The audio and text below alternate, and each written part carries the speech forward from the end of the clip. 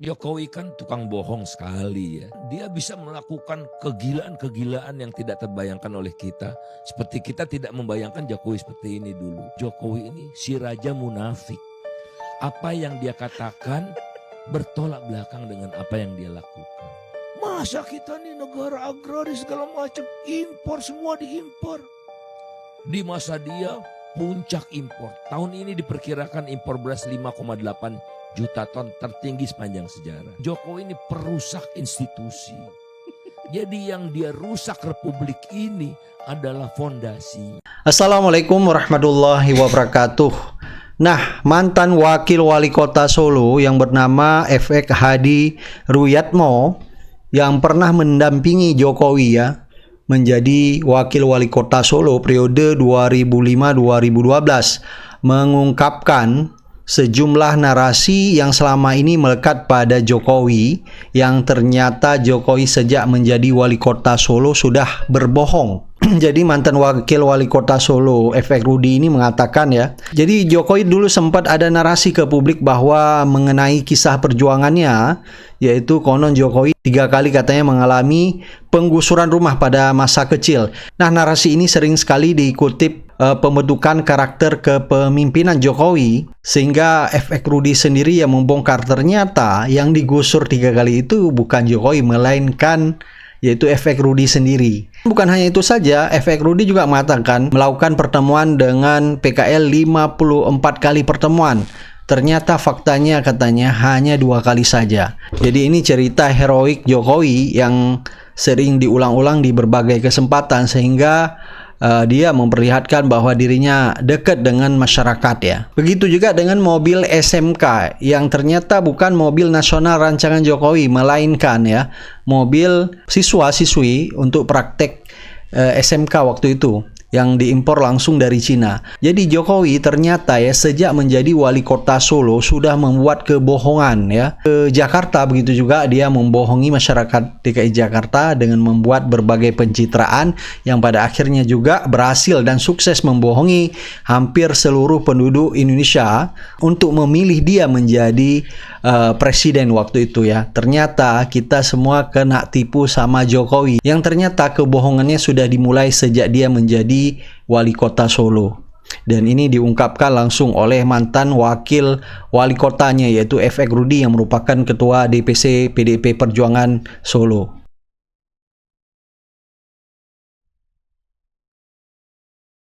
Dan tahun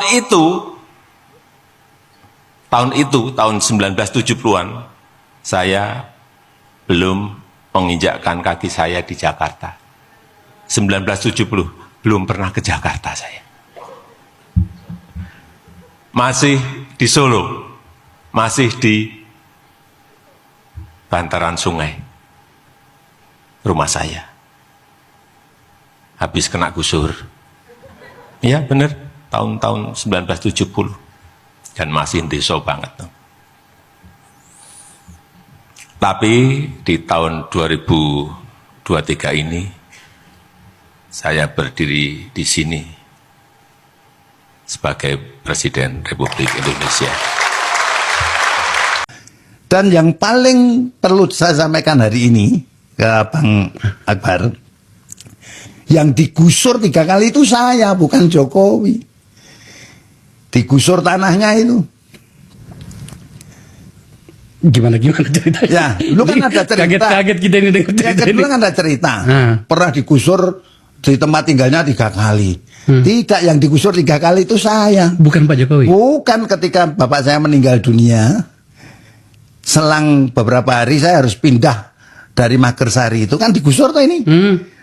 Perjanjiannya setelah nanti anak-anaknya udah besar semua, udah kerja semua, baru ini mau dipakai. Setelah bapak saya meninggal dunia, saya harus pindah ke salah satu tempat yang namanya Desa Badran, Kelurahan Pucang Sawit waktu itu. Tahun 67. Kita pindah ke sana, mendirikan tempat, di aja sebat-sebatan bantaran sungai. Kena yang namanya normalisasi Bengawan Solo, itu digusur lagi. Terus kita mendirikan tempat di rumahnya sekarang ini jadi jalan kampung. Itu pun setiap hari dilempari batu oleh warga yang mempunyai halaman, namun depannya kita pakai. Namun setelah kakak saya bisa membeli, ya kita pindah ke sana. Tunggu dulu Mas. Artinya setuju ya? Iya Pak.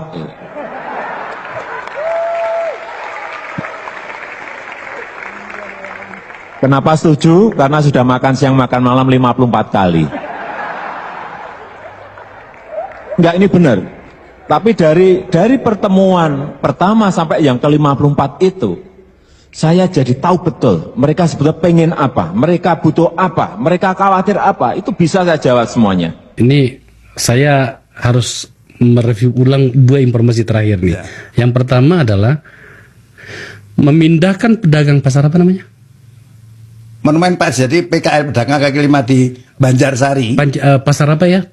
Pedagang kaki lima Ya. itu ada macam-macam, ada Ya. alat-alat. Jadi sebenarnya tidak ada pertemuan 54 kali. Enggak, hanya 2 kali lah beliau. Loh, karena itu yang diklaim. Ya, itu yang diklaim karena waktu itu telepon saya. Sampaikan aja kita pertemuan itu 54 kali, namun saya kan tidak tahu kondisinya seperti begini ini. Kalau tahu seperti begini, ngapain saya harus ngomong seperti itu? Yang ngomong saya, yang menyampaikan kan. Dan yang melakukan pembicaraan dengan para pedagang itu nyenengan karena itu adalah akar rumput. Iya, saya dengan balik beliau. Ya, itu informasi pertama. Yang kedua tadi bahwa sebenarnya Pak Jokowi nggak pernah digusur. Yang digusur itu adalah jenengan. Iya, yang digusur itu saya. Pada bagian ini, apakah tepat kalau kita mengatakan Pak Jokowi bahkan pada bagian ini saja dia berbohong 2 kali? Ya bohong. Ya bohong, memang bohong. Oke. Kenapa baru datang ke sini, Mas? Oke. Sejujurnya saya kaget dapat informasi ini. Untuk pertama kalinya Pak Rudi, Pak Kumis, yang dulu pernah jadi sahabatnya Pak Jokowi itu membuka segalanya di forum ini. Sampai gregetan saya dan geleng-geleng kepala, wes. Banyak informasi baru yang tidak pernah kita dengarkan. Itu benernya ya ceritanya, Mas Rudi? Ya benar lah, kalau bicara SMK itu sampai folding-foldingnya itu pinjam dari perguruan tinggi kita kumpulkan di STP, itu bener kok, gimana? Untuk termasuk yang soal pemindahan pedagang itu bukan 54 kali. enggak, itu enggak. 2 kali aja itu ya, semua aja. Itu jadi pemirsa baik tunggu episodenya, ya dengerin sendiri. Tapi saya pun tetap pes. Tunggu ya. Ini kata Pak Rewang, kasih tahu Pak Rocky, jangan pernah percaya pada Jokowi. Saya ini pemimpin rakyat. Jokowi ngaku-ngaku rakyat. Dia bohong. Saya tanya, apa bohongnya? Dia kasih beberapa contoh. Jalan di Solo itu tidak boleh ada lubang. Terus, karena itu lubang di malam hari, besok pagi udah tertutup. Tidak pakai APBN. Nelpon oligarki. Supaya pencitraan jalan. Oke. Apalagi? Teater yang dibikin Jokowi untuk memindahkan kaki lima. Lo tahu kan pada waktu itu, peristiwa itu. Mungkin 2-3 bulan itu. Jokowi nego terus supaya pedagang kaki lima itu mau dipindahkan itu. Di pendopo, pers datang tiap hari. Itu yang menyebabkan Jokowi kemudian dianggap sebagai pemimpin daerah yang berprestasi itu. Dijadiin model di cover story di Tempo. Jadi, begitu gua tahu cerita itu, gua bilang, ya udah nggak akan gua percaya. Nah, akibatnya yang sekarang kita lihat apa ujung dari seluruh kebohongan Jokowi itu. 2 hari lalu World Bank rilis data. 2 dari 3 orang Indonesia hidup di bawah garis kemiskinan. 2 dari 3? Yes. Lah kalau presiden yang meraih jabatannya melalui tipu muslihat, pura-pura sederhana, bajunya itu saja dilabel dengan baju itu, dilabel dengan bentuk kesederhanaan lain, sepatunya murah, mempesona, Bung. Bangsa kita ini bangsa kita ini sedang mendambakan hadirnya seorang pemimpin yang seolah-olah itu Satrio Piningit. Seolah-olah Satrio Piningit datangnya dari kampung Desoso. Sangat sederhana, bukan anak jenderal, bukan anak pejabat, bahkan bukan anak pegawai negeri, anak lurah pun tidak, bisa menjadi presiden. Itu dambaan seluruh bangsa. Dambaan seluruh bangsa yang waras-waras. Orang-orang ahli-ahli psikologi mau menganggapnya ini begini. Dari kerendahan hati menampilkan suatu postur, aspirasinya tinggi. Tapi belakang-belakangan itu tipu. Kalau diingatkan, orang yang mengangkatkan di penjara. Ya baju murah, sepatu murahan, tapi kita tidak waspada bahwa ada pikiran murahan. Ada pikiran murah. Tidak waspada kita kan? Iya. Kita pun tidak waspada, ada hati yang murah. Ada hati yang murah. Hati murahan, harganya murah sekali, pikirannya murah sekali, rendah, lebih rendah dari bajunya. Itu sebenarnya kecelakaan yang fatal. Apa rencana Anda setelah tidak lagi menjadi wali kota, Pak Jokowi? Karena bisik-bisiknya banyak yang ingin melamar Anda untuk menduduki jabatan politis yang lain seperti gubernur, katakanlah. Kalau saya ya setelah nggak jadi wali kota ya kembali jadi tukang kayu, ke pabrik jadi tukang kayu gitu aja. Anda tidak punya ambisi politik yang lain?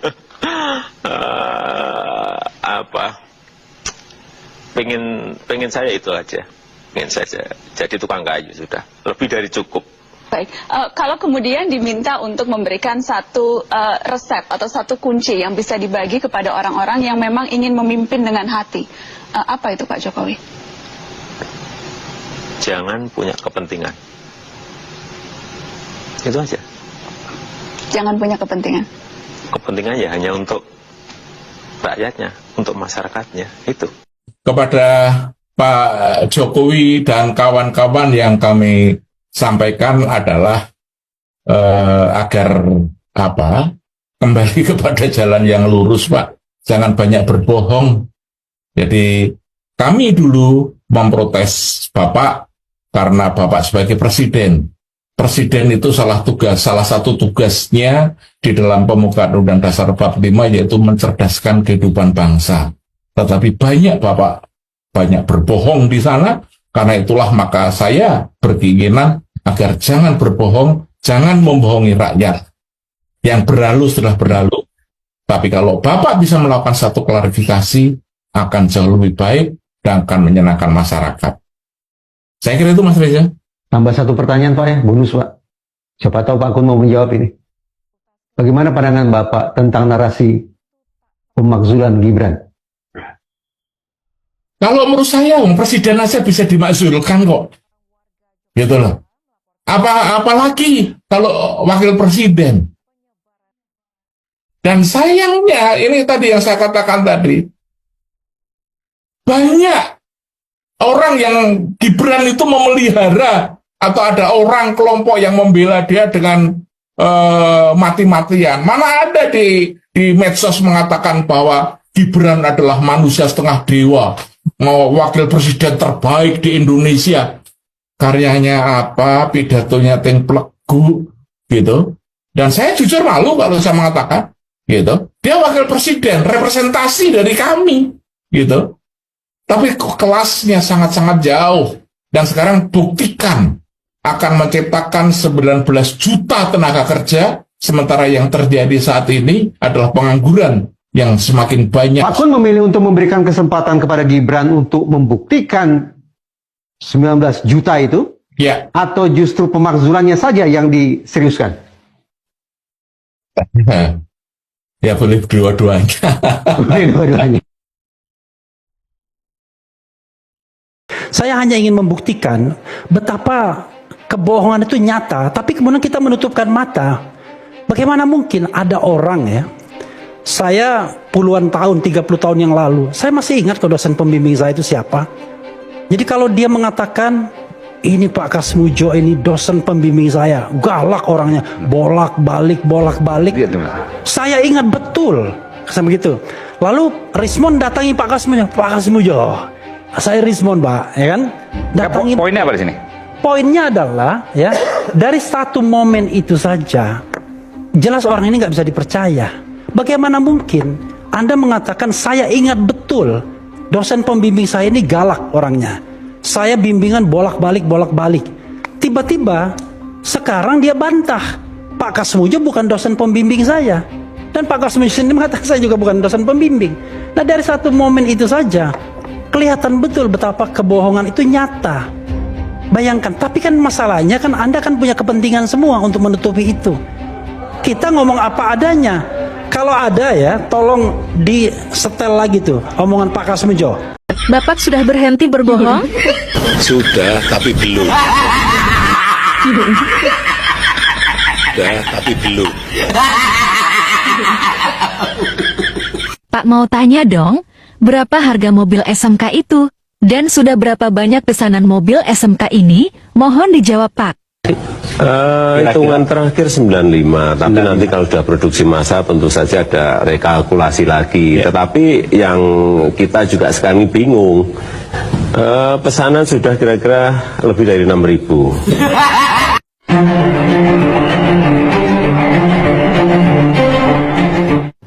Jadi saya bilang, oh orang ini ternyata ini pembohong besar. Siapa bang? Pak Jokowi. Maksudnya di publik seakan-akan baik, ternyata nah ini juga. Nah yang menarik Bung Panda adalah pada saat itu kan yang disebutkan kan terlibat kan Reza Khalid kan. Iya. Tahu-tahu nikah anaknya di Solo itu orang ini tamu VIP, foto khusus. Gimana logikanya saya bahwa ada orang yang sedang merampok negara jadi tamu VIP presiden gitu loh. Nah, disitulah ini nggak bisa dipercaya. Nah, disitulah saya menjadi manusia merdeka. Nah, saat itu Bang, saya ini nggak benar nih orang. Inikah aku harus keluar dari pemerintahan? Nah, malamnya tuh saya tanya istri saya, Mam, tabungan masih ada nggak? Kenapa? Aku mau mundur semua dari jabatan. Malam itu saya mundur semua dari jabatan dan saya kehilangan berapa Bang? 272 juta sebulan untuk menjadi manusia merdeka.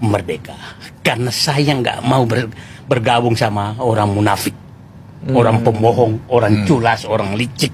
Nah jadi maksud saya disitulah perlawanan hati saya muncul. Ini nggak benar negara ini dipimpin orang yang boram moral seperti ini. Jadi bukan karena orang melencatkan saya duduk marah-marah ke Jokowi karena dipecat, bukan.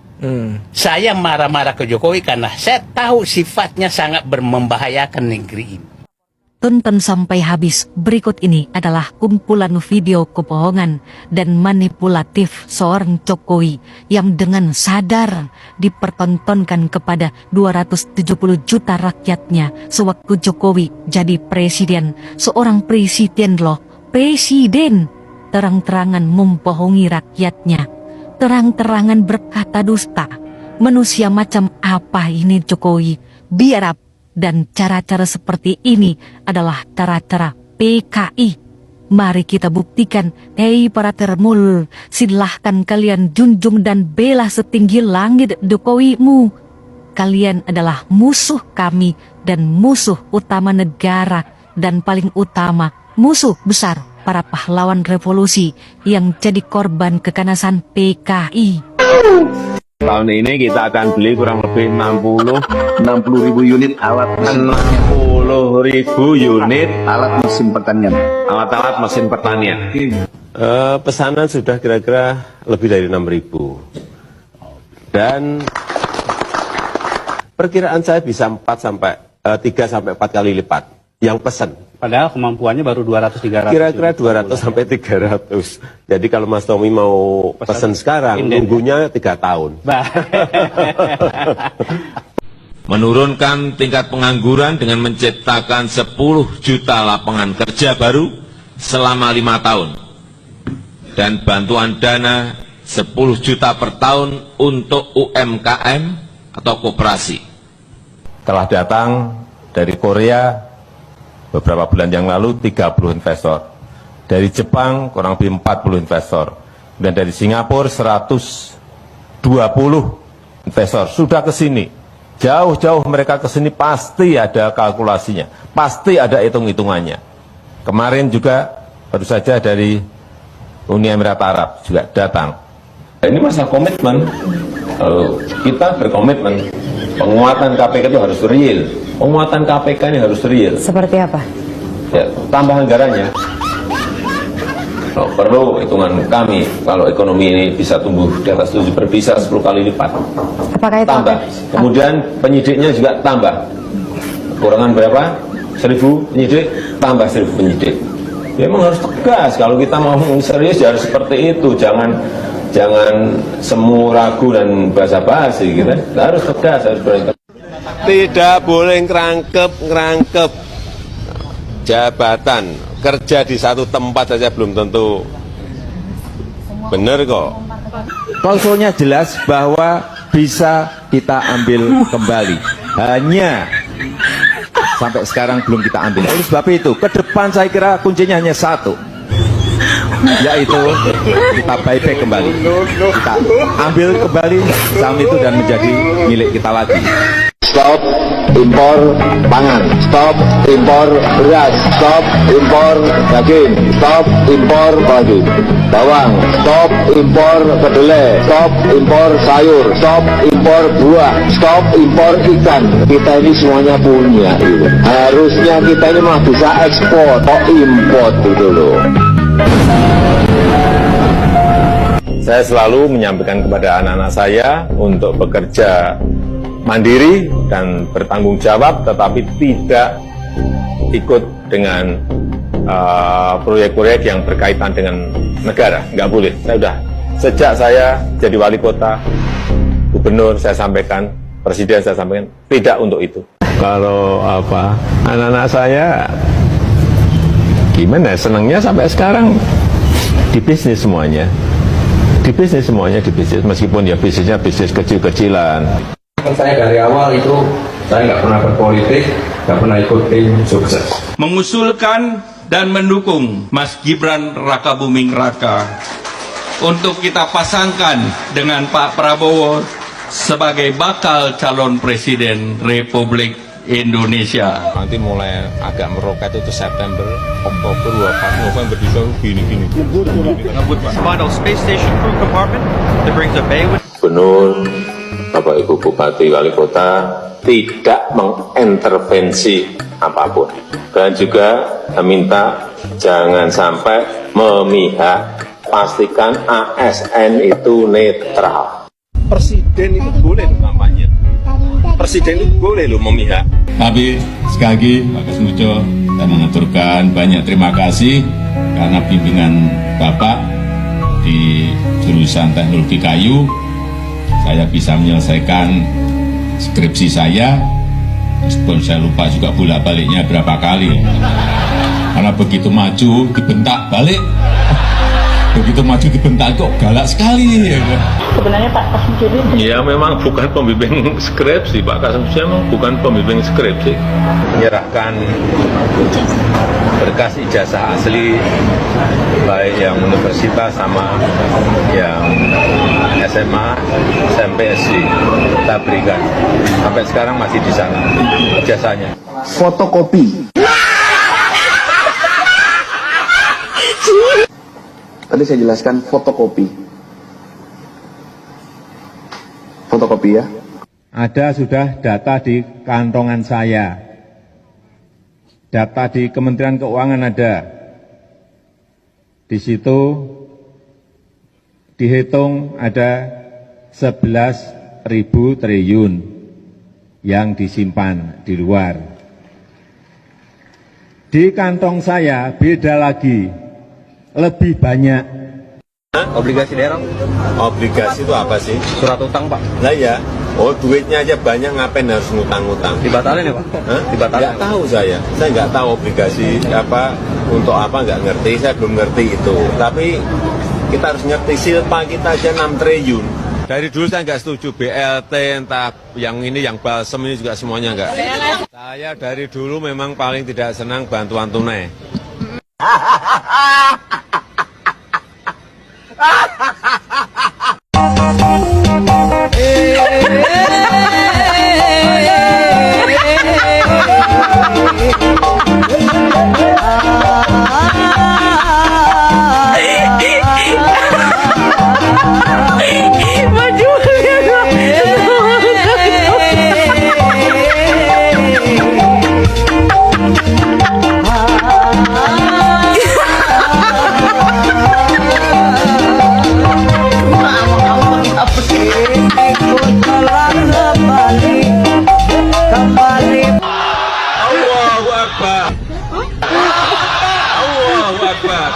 Alhamdulillah wa syukurillah la kalau kata ila billah. Kalau kata ila billah. Al-Fatihah. Al-Fatihah. Ini parah nih.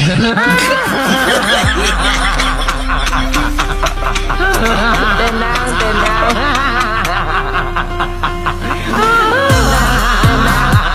Kalau mengarahkan nggak apa-apa. Jadi kalau cawe-cawe juga nggak apa-apa.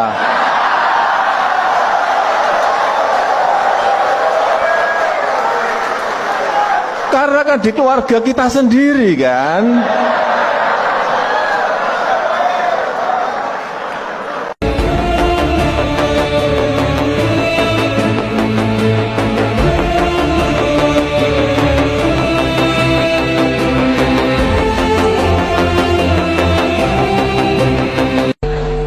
Sekarang ini saya mau fokus dulu bekerja ngurusi masalah rusun,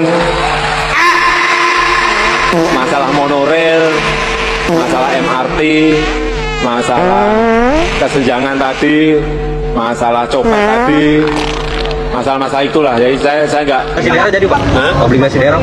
Obligasi itu apa sih? Surat utang Pak? Lah ya, duitnya aja banyak, ngapain harus ngutang-ngutang? Ya tidak terserah, itu masih pakai obligasi. Obligasi saya tanya, obligasi itu apa? Iya kan? Iya Pak. Seneng ngutang. Kita soal banjir. Soal banjir. Ya ini masalah komitmen. Kalau kita berkomitmen, penguatan KPK itu harus real. Penguatan KPK ini harus real. Seperti apa? Tambahan anggaran. Kalau perlu hitungan kami, kalau ekonomi ini bisa tumbuh di atas 7 bisa 10 kali lipat. Tambah. Kemudian penyidiknya juga tambah. Kurangan berapa? 1.000 penyidik, tambah 1.000 penyidik. Ya, memang harus tegas. Kalau kita mau serius ya harus seperti itu. Jangan semu ragu dan basa-basi gitu. Harus tegas, harus berani. Bergeraknya memang biasanya baru di bulan Juli itu baru mulai. Nanti mulai agak meroket itu September, Oktober, wah pas November disuruh gini-gini. Ngebut Pak. Itu yang harus dirubah cara-cara seperti itu. Tapi harus diperjelas, jangan semuanya semua abu-abu. Ini nyulik benar atau tidak, ini melanggar HAM benar atau tidak, harus diperjelas semuanya. Saya tidak berbicara kasus per kasus, tapi harus semuanya harus diperjelas. Saya dari dulu memang paling tidak senang bantuan tunai. Kalau bisa bantuan itu diberikan untuk usaha-usaha produktif, usaha-usaha kecil, usaha rumah tangga yang produktif, itu akan lebih baik. Dari dulu saya nggak setuju BLT, entah yang ini, yang balsem ini juga semuanya nggak. Ini uang rakyat, uang yang dikumpulkan dari pajak baik PPN, PPH, Badan PPH Perorangan, PPH Karyawan, dari pihak ekspor, dari BNPB, dikumpulkan dengan cara yang tidak mudah, kemudian belanjanya belanja produk impor. Bodoh sekali kita. Maaf, kita ini pinter-pinter, tapi kalau caranya seperti itu bodoh sekali kita. Saya harus ngomong apa adanya. Jadi ya kalau tertarik politik atau enggak ya jujur aja saya tertarik tapi tidak sekarang. Kapan jadi? Melihatnya kapan? Maksud ketertarikan itu ada dalam jangka waktu 5 tahun, 10 tahun? Oh enggak, mungkin lebih. Mungkin 2 20 tahun lagi mungkin. Duet Pak Prabowo dan Mas Gibran dijodohkan. Itu aja juga didengerin. Ada duet yang di Pertama umur, yang kedua baru 2 tahun aja jadi wali kota. Yang logis saja lah. Kan, hati-hati dengan kecurangan. Kita mengingatkan karena ada tanda-tanda mengarah ke sana, ada tanda-tanda loh. Ada tanda-tanda yang nggak usah saya sebutkan, tapi ada tanda-tanda mengarah ke sana. Seperti apa? Situ dihitung ada 11.000 triliun yang disimpan di luar.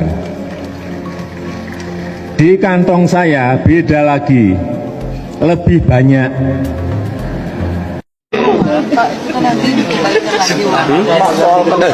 Sebentar Pak, itu anunya. Asal susunya, asal susunya. Ini kan tempat disebutnya tidak tahu asal. Sama sekali tidak ada.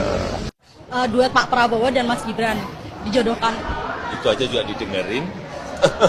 Ada duet yang di Pertama umur, yang kedua baru 2 tahun aja jadi wali kota. Yang logis saja lah. Pembohong. Ya orang tua itu hanya tugasnya mendoakan dan merestui. Tapi Bapak keputusan semuanya karena Bapak setuju nggak Pak? Karena sudah dewasa, jadi jangan terlalu mencampuri urusan yang sudah diputuskan. Bapak setuju nggak kalau Gibran maju? Anak kita. Bapak setuju nggak Pak kalau Gibran? Setuju nggak kalau Gibran? Orang tua itu hanya mendoakan dan merestui.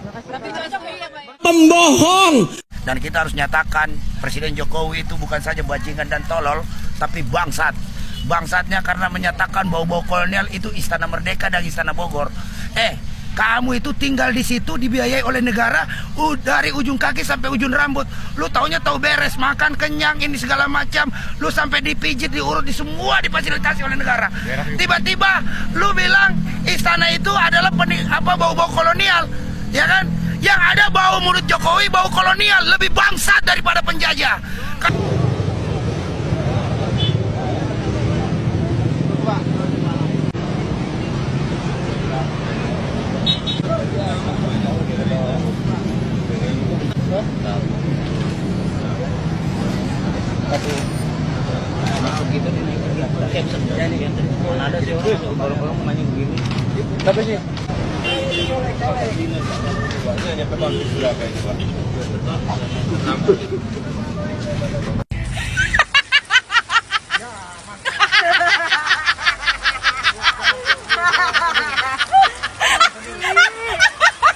Istimewa. Jangan gitu lagi ah. Itu wah. Ya suruh pas papresnya jangan ikut. Kan saya dengar hari ini Bapak dapat penghargaan sebagai negara swasembada beras. Iya, baru saja pagi tadi dari International Rice Research Institute dan juga dihadiri oleh FAO tadi, kita mendapatkan sebuah sertifikat yang menyatakan bahwa Indonesia mempunyai ketahanan pangan yang baik dan sudah swasembada. A few moments later. Nanti saya tanya, Presiden mendapatkan penghargaan IRI, yang buat plakatnya siapa? Oh no. Jawab jujur loh. Iya Pak. Ya. Jadi dari sertifikat kita konvers ke plakat yang membuat plakat kita Bapak. Oh, berapa nilainya? Bapak nggak tahu?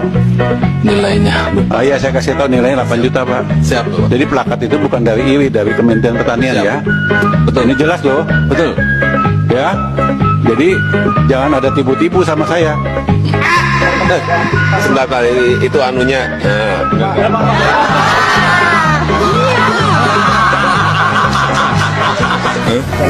Sudah, tapi belum.